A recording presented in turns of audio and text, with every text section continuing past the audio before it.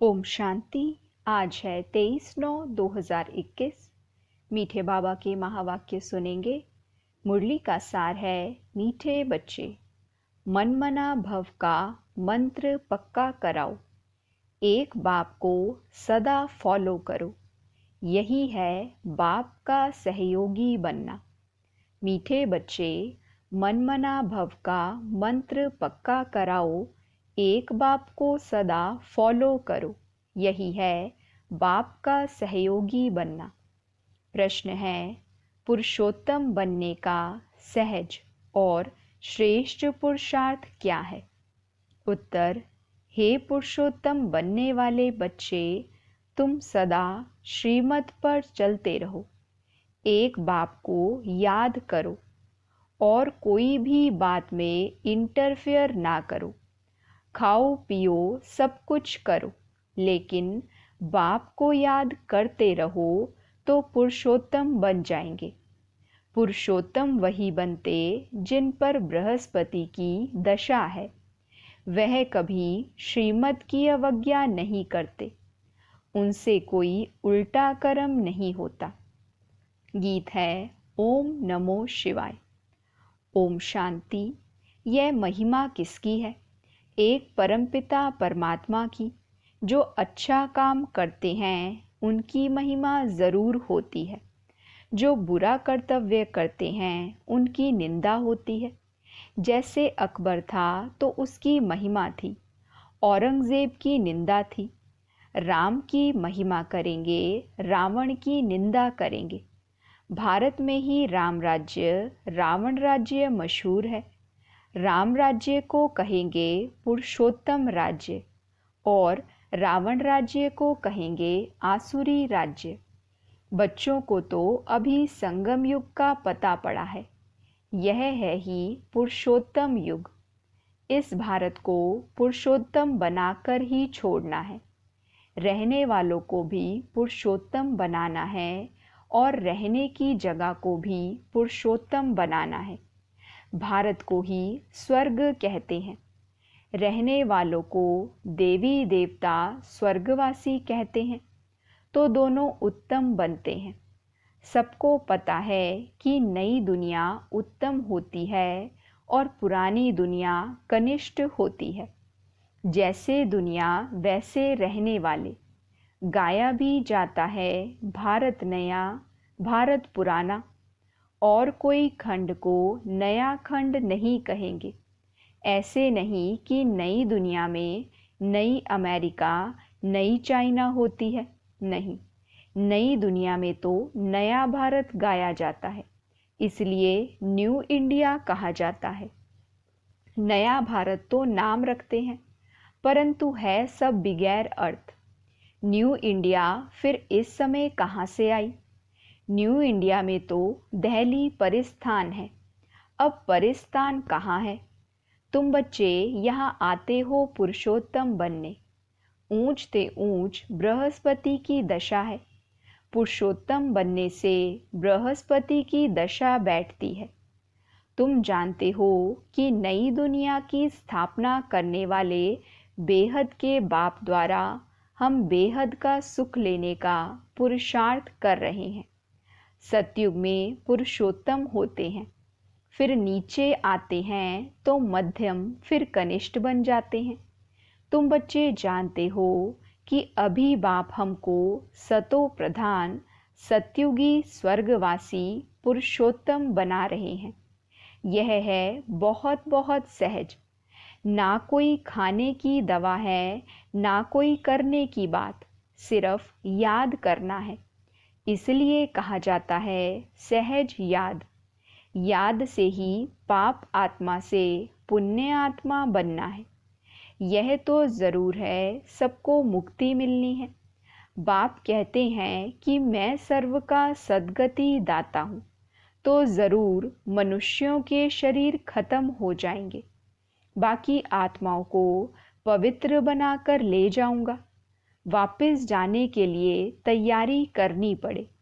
बाप तैयारी करा रहे हैं, क्योंकि आत्मा के पंख टूट चुके हैं, अर्थात तमो प्रधान आत्मा है। तुम योग बल से पवित्र बनने की मेहनत करते हो। जो नहीं करते उनको हिसाब किताब देना पड़ेगा। इसमें कोई विचार करने की बात नहीं। बच्चों का काम है बाप से पूरा वर्षा लेना। बाप का मददगार बन सहयोग देना पड़ता है। बाप का भी सहयोग, बच्चों का भी सहयोग। कैसे सहयोग देवे? वह बाप को देख फॉलो करो। सभी को मेरा मंत्र देते जाओ पुरुषोत्तम बनने के लिए। बाप कल्प कल्प आकर कहते हैं, पतित से पावन मुझे याद करने बगैर नहीं बनेंगे। मैं कोई गंगा स्नान कराता हूँ क्या? सिर्फ महामंत्र याद करना है, मन मना भव। इसका अर्थ है मुझे याद करो तो तुम पावन बन, पुरुषोत्तम बन, स्वर्ग का मालिक बनेंगे। स्त्री पुरुष दोनों ही पवित्र प्रवृत्ति वाले मालिक बनेंगे। बाप ये सभी बातें डिटेल में समझाते हैं। तुम प्रैक्टिकल में बनते हो।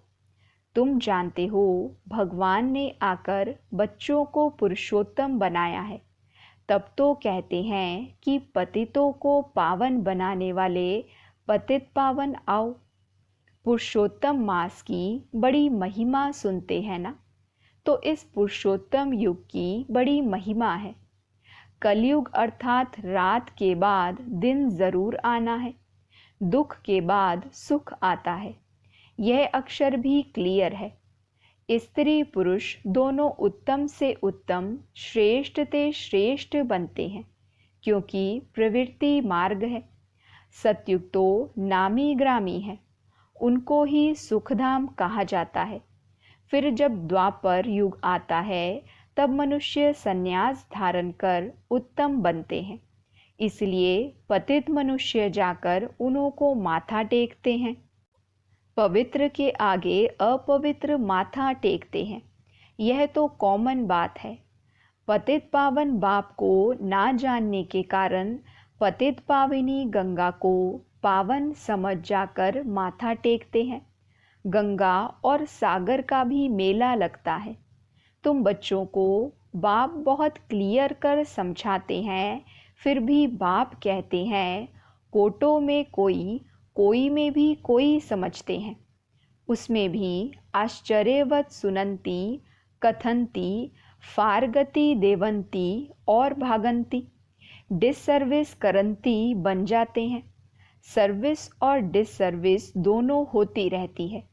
भागंती भी बहुत होते हैं जो बाप को नहीं जानते। तुम पाप आत्मा से पुण्य आत्मा बनते हो। फिर बच्चे ही बैठ विघ्न डालते हैं, डिससर्विस करते हैं, तो कितना महान पाप है। रावण सबको महापापी बनाते हैं, लेकिन जो बच्चे बन डिससर्विस करें उनके लिए ट्रिब्यूनल बैठती है। भक्ति मार्ग में इतनी कड़ी सजा नहीं मिलती, परंतु यहाँ बाप का बनकर फिर डिससर्विस करते तो बाप का राइट हैंड है धर्मराज। इसलिए बाप कहते हैं बच्चे मेरी सर्विस में मददगार बन, फिर और ही उल्टा काम नहीं करना। डिससर्विस करेंगे तो फिर अबलाओं पर विघ्न पड़ेगा। माताओं पर बाबा को तरस आता है। द्रौपदी के भी भगवान ने पांव दबाए हैं ना। द्रौपदी ने पुकारा कि हमको नगन करते हैं।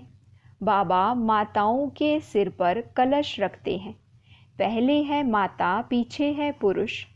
परंतु आजकल पुरुषों में मगरूरी बहुत है कि मैं स्त्री का गुरु हूँ, पति ईश्वर हूँ, स्त्री मेरी दासी है। यहाँ बाप निरहंकारी बन माताओं के पाँव भी दबाते हैं।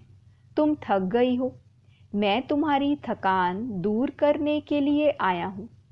तुम माताओं का सभी ने तिरस्कार किया। सन्यासी स्त्री को छोड़ चले जाते हैं। कोई को 5-7 बच्चे होते हैं, संभाल नहीं सकते तो तंग होकर भाग जाते हैं। रचना कर फिर उनको भटका कर जाते हैं। बाप कहते हैं मैं किसी को भटकाता नहीं हूँ, मैं तो सभी का दुख हरता, सुख करता हूँ। माया आकर दुखी करती है, यह भी खेल है। अज्ञान काल में मनुष्य समझते हैं कि भगवान ही दुख सुख देते हैं, परंतु बाप ईश्वर यह धंधा नहीं करते हैं। यह तो कर्मों के अनुसार बना हुआ ड्रामा है। जो जैसा कर्म करता वैसा फल पाता है। इस समय श्रेष्ठ कर्म करने की बात है, कर्म कूटने की बात नहीं। कोई बीमार होते हैं, दिवाला मारते हैं तो कर्म कूटते हैं। तुम बच्चे कितने सौभाग्यशाली बनते हो जो 21 जन्म कब कर्म नहीं कूटना पड़ेगा। कितना भारी फल है। तो बाप की श्रीमत पर चलना चाहिए। बाप और कोई भी बात में इंटरफियर नहीं करते हैं। खाओ पियो कुछ भी करो, सिर्फ बाप और वर्षे को याद करो। तुम कहते हो हम पतित हैं, तो बाप जो पावन बनने की युक्ति बताते हैं उस पर चलो। सिर्फ याद की मेहनत है। माया के तूफानों से डरना नहीं है। गुप्त मेहनत है। ज्ञान भी गुप्त है। मुरली चलाना तो प्रत्यक्ष है, परंतु इस वाणी से तुम पावन नहीं बनेंगे। पावन याद से ही बनेंगे। तो बेहद के बाप को याद करो और मददगार भी बनना चाहिए। रूहानी हॉस्पिटल और यूनिवर्सिटी खोलने का भी पुरुषार्थ करो। कोई अच्छी जगह हो तो जाकर भाषण करो। तुमको हाथ में पुस्तक नहीं लेना है, तुमको अंदर सारा ज्ञान है। बाकी समझाने के लिए झाड़, त्रिमूर्ति, सृष्टि चक्र का सबको राज समझाना है। बाप कहते हैं मैं ब्रह्मा द्वारा ब्राह्मण रचता हूँ। ब्राह्मणों की एम ऑब्जेक्ट विष्णु खड़ा है। बनाने वाला टीचर वह है निराकार। गाया हुआ है ब्रह्मा द्वारा स्थापना, विष्णु द्वारा पालना। कल्प पहले भी ऐसे ही चित्र बनवाए थे। देखो साइंस आदि से कितने मिसाइल्स बनाते हैं। तुम बच्चों को पुरुषोत्तम बनने में भी मेहनत लगती है, क्योंकि जन्म जन्मांतर का बोझा सिर पर है। सेकंड में सगाई हुई, फिर आत्माओं को बाप को याद करना है, जो तमो प्रधान से सतो प्रधान बन जाए। बाप कहते हैं मन मना भव, तुम कर्म योगी हो। याद का चार्ट रखना चाहिए। तुम्हारी लड़ाई माया के साथ है, बहुत कड़ी लड़ाई है। तुम कोशिश करेंगे याद में रहने की, माया उड़ा देगी। ज्ञान में कोई अड़चन नहीं। आत्मा में 84 जन्मों के संस्कार भरे हुए हैं। यह अनादि बना बनाया ड्रामा है। यह चक्र फिरता ही रहता है, बंद होने का नहीं है। सृष्टि रची ही क्यों, यह सवाल नहीं उठता। आत्मा कैसे बदलेगी? नई आत्मा कहाँ से आती नहीं है। जो आत्माएं हैं वही हैं, कम जास्ती हो नहीं सकती। एक्टर सब पूरे हैं। तुम बेहद के एक्टर्स हो। तुम जो कुछ देखते हो उतने एक्टर ड्रामा में हैं, इतने फिर होंगे। मोक्ष कोई पाता नहीं। मनुष्य आवागमन के चक्र से छूटना चाहते हैं, परंतु छूट नहीं सकते हैं। जो पाठ बजाने आते हैं उनको फिर आना है। बाप कहते हैं मुझे भी इस पते दुनिया में आना और जाना पड़ता है। कल्प कल्प मैं आता हूँ। जब मुझे ही आना पड़ता है तो बच्चों का बंध कैसे हो सकता है? तुम 84 बार शरीर में आते हो, मैं एक ही बार आता हूँ। मेरा आना जाना बड़ा वंडरफुल है। तब गाते हैं तुम्हारी गतमत तुम ही जानो। सद्गति करने के लिए जो मत है वह तुम ही जानो और ना जाने कोई। वह गाते हैं तुम प्रैक्टिकल में हो। मूल बात है याद की, फिर अंधों की लाठी बनना है। यह है पुरुषोत्तम युग। यह 5000 वर्ष के बाद आता है। पुरुषोत्तम मास 3 वर्ष के बाद आता है। वह सब है भक्ति मार्ग। उनके जंत्र मंत्र की ढेर पुस्तकें हैं, यहाँ तो वह बात नहीं है।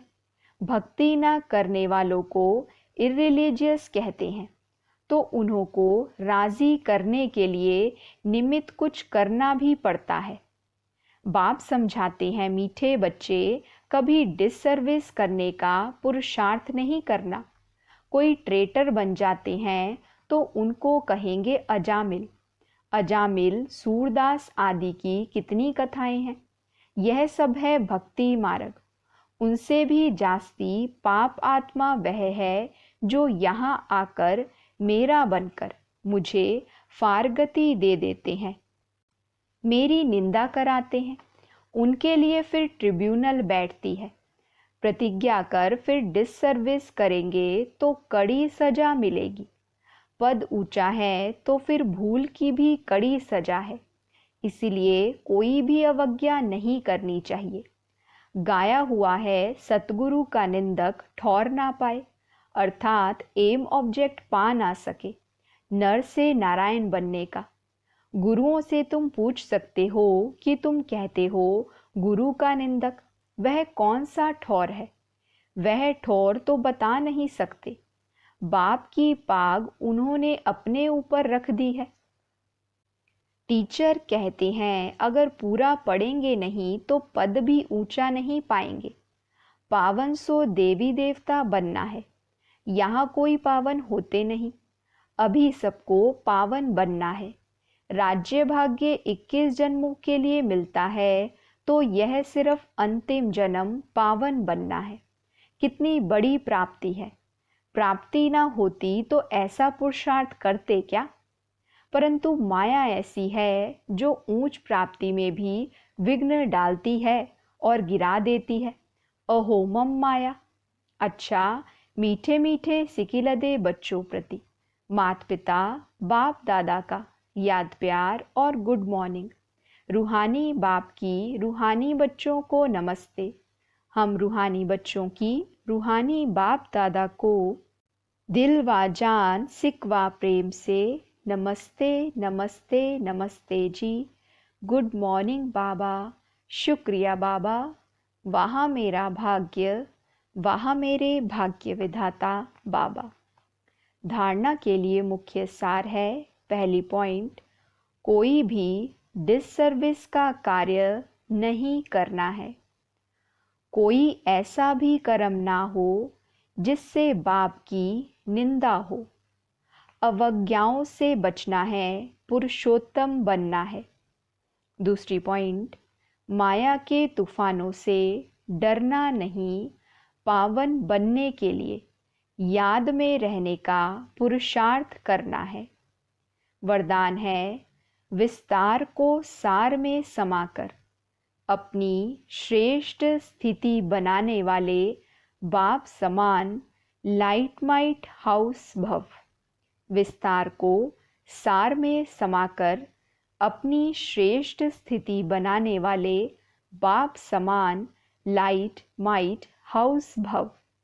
डिटेल है, बाप समान लाइट माइट हाउस बनने के लिए कोई भी बात देखते व सुनते हो तो उसके सार को जानकर 1 सेकंड में समा देने व परिवर्तन करने का अभ्यास करो। क्यों क्या के विस्तार में नहीं जाओ, क्योंकि किसी भी बात के विस्तार में जाने से समय और शक्तियाँ व्यर्थ जाती हैं। तो विस्तार को समाकर सार में स्थित होने का अभ्यास करो। इससे अन्य आत्माओं को भी 1 सेकंड में सारे ज्ञान का सार अनुभव करा सकेंगे। स्लोगन है, अपनी वृत्ति को पावरफुल बनाओ तो सेवा में वृद्धि स्वतः होगी। अपनी वृत्ति को पावरफुल बनाओ तो सेवा में वृद्धि स्वतः होगी। अच्छा, ओम शांति।